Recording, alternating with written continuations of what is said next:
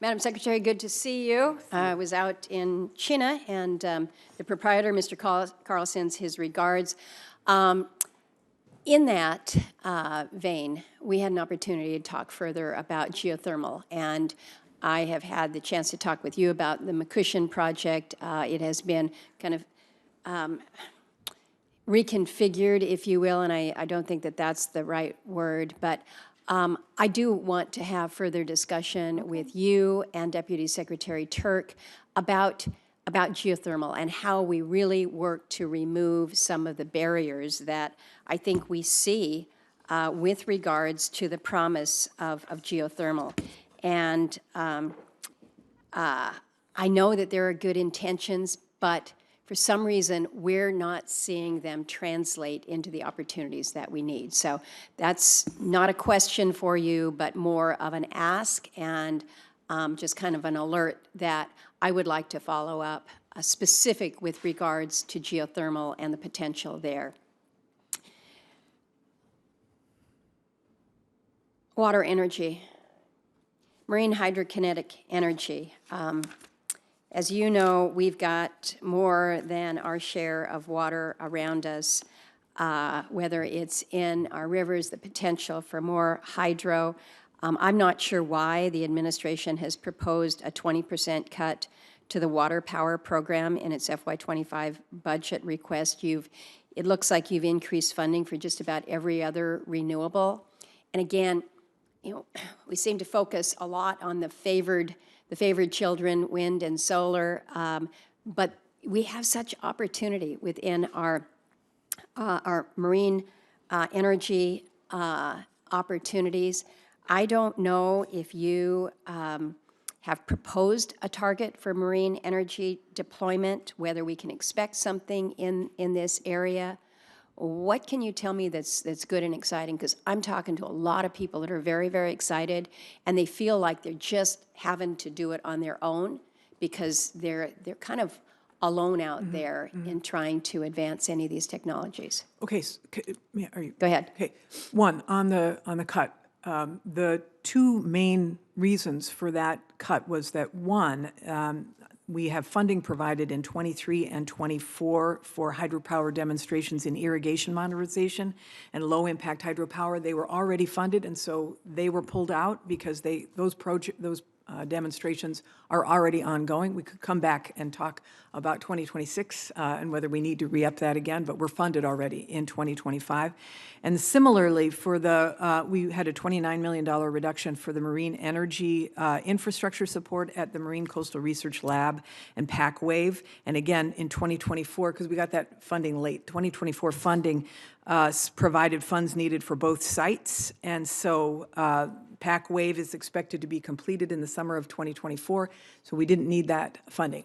Bottom line, though, completely agree with you on kinetic hydropower, on all hydropower. All hydro. I mean, dams, et cetera. We need to really lean in on this clean baseload power, and a lot of it is that it's expensive. The upfront capital is expensive for people, and that's, figuring out that, because there wasn't a sort of carve-out for that in the bipartisan infrastructure law, totally would be very supportive of that. But I think you see this looming threat. The average age of a U.S. hydropower production facility in this country right now is 64 years old. Yes. And so we've got to modernize, we've got to upgrade, we've got to make these investments, again, in this extraordinary baseload resource. And so how we're going to move forward with that, again, I want us to be leaning in. I want to ask very quickly on critical minerals. You and I have had the conversation about the need for more natural graphite, the opportunity that we have in Alaska with Graphite One, a natural graphite project, identified graphite source, probably the most exciting in the country right now. And we've gotten minimal support from Department of Energy right now, and it hurts to kind of look at some of the support that the administration is giving for imported LNG or imported critical minerals from places like Mozambique to process here in the country.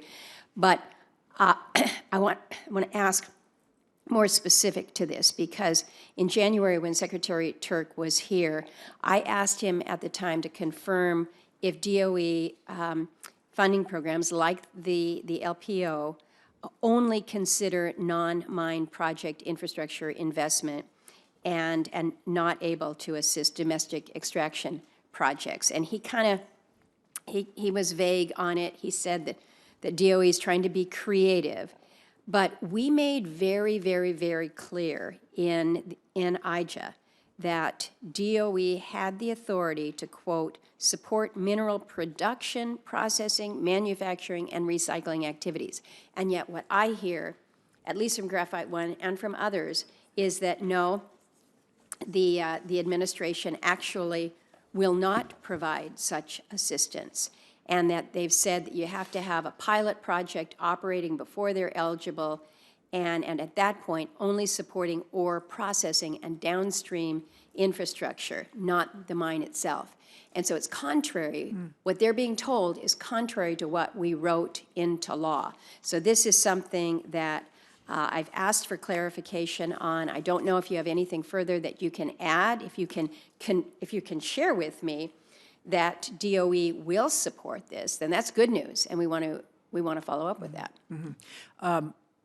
I would like to come sit with you and Jigar Shah in your office to talk about this. It's my understanding, and again, I don't look under the hood of what LPO is doing while it's in process, but I believe that there may be a mine that is coming through the system. I don't know any further details about that, and I don't know that it's anything in Alaska. But bottom line is, we have to use all these tools to get the supply chain in the United States, and that means the supply chain for extraction, and it means extracting the critical minerals. So whatever we can do to ensure that the tools we have get us to where we need, I agree with you that we should be using them. So I want to talk with LPO and come to see you about what's possible, and also maybe about the follow-up on the Makushin project. Let's do that. I'll look forward to that. And again, Deputy Secretary Turk was looking into this too. So between the two of you and Jigar, great. It would be important information to us, but hopefully we can move out on that. And I also have a lot of questions for the records that I'm going to be submitting. For sure. Great interest in BABA. Everybody's talking about BABA in Alaska right now, and whether or not there will be an opportunity for a continuation of the waiver, the tribal waiver that people are really anxious about. So look forward to more discussion. Thank you, Mr. Chair. Thank you. Thank you.